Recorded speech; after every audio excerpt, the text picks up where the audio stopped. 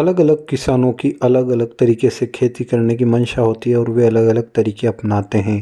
किसानों को खेती करने के लिए कुछ लोग पारंपरिक तरीकों का उपयोग करते हैं, कुछ रासायनिक खादों का, कुछ जैविक खादों का उपयोग करते हैं। सभी के अपने अपने तरीके, सबके अपने अपने फंडेज होते हैं। इन सब से लोग तरीके अपना अपना कर खेती करते रहते हैं। अब समय के साथ नए तरीके भी अपनाए जा रहे हैं, किसान कुछ हटकर प्रयोग करते हैं, लेकिन फिर भी प्रतिवर्ष देखा जाता है कि खाद के लिए बड़ी मारामारी लगी रहती है। किसानों को समय पर यूरिया नहीं मिल पाता है, किसान परेशान होते हैं।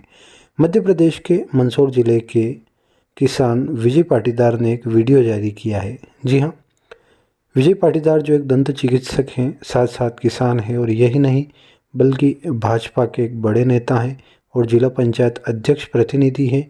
इनके पिताजी विधायक रहे हैं इस क्षेत्र से, इनके दादाजी विधायक रहे हैं इस क्षेत्र से, लेकिन इसके बावजूद भी किसानी और खेती से इनका गहरा संबंध है। ये खेतीबाड़ी पर काफ़ी विशेष ध्यान देते हैं।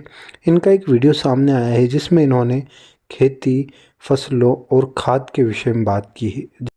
वीडियो में डॉक्टर विजय पाटीदार ने हैरान करने वाले आंकड़े भी बताए हैं, जिसमें उन्होंने आंकड़ों में बताया है कि जो किसानों को मिलने वाला यूरिया है, इसकी कीमत बहुत अधिक है, लेकिन केंद्र सरकार जो सब्सिडी देती है, उस सब्सिडी के बाद किसानों को ये कम और रियायत की दरों में मिलता है। यानी इसकी जो है यूरिया की, दानेदार यूरिया की, इसकी कीमत अधिक है, लेकिन केंद्र सरकार की सब्सिडी के बाद ये किसानों को कम दाम में मिलता है। इसके साथ ही साथ इन्होंने दानेदार यूरिया से जो कुछ फसलों को नुकसान होता है उसके बारे में भी बताया है। क्या कुछ आंकड़े विजय पाटीदार अपने वीडियो में बताते हुए नजर आ रहे हैं, आप स्वयं देखिए। लोगों को दानेदार यूरिया के माध्यम से अभी तक देते आ रहे हैं, जिसके अपने आप में कई साइड इफ़ेक्ट भी हैं। कुछ जो साइड इफ़ेक्ट हैं मैं आपके बीच में आज रखना चाहता हूं।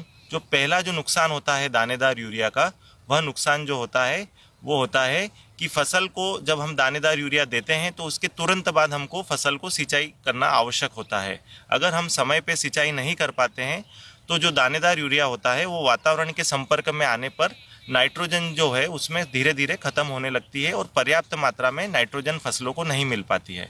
दूसरा उसका सबसे बड़ा नुकसान होता है कि जो दानेदार यूरिया है वो कहीं ना कहीं हमारी मृदा की जो संरचना है, जो माइक्रो बैक्टीरिया है, उनको नुकसान पहुंचाता है, जैसा कि अन्य केमिकल फर्टिलाइज़र, अन्य रासायनिक खाद भी पहुंचाते हैं। तीसरा इसका सबसे बड़ा नुकसान होता है कि जब फसल बड़ी हो जाती है और हम दानेदार यूरिया फसल को देते हैं तो कई दाने जो होते हैं यूरिया के वो फसल के पत्तों और तनों में अटक जाते हैं, जिससे फसल को पर्याप्त नाइट्रोजन भी नहीं मिल पाता है। साथ में हम जैसा कि देखते आ रहे हैं कि हमारी जो ज़मीन है वो कई जुताई के समय कड़क होती जा रही है, हार्ड होती जा रही है, तो उसके पीछे भी कहीं ना कहीं केमिकल फर्टिलाइज़र ही कारण है। अब हम दानेदार यूरिया की कीमत की बात करते हैं तो हमको एक बैग जो होता है दानेदार यूरिया का वो 267.50 रुपये में उपलब्ध होता है। लेकिन किसान भाइयों, आपको ये जानकर आश्चर्य होगा कि केंद्र की सरकार जो है वो इसमें लगभग एक बैग पर 2000 रुपये से अधिक की सब्सिडी हमको देती है।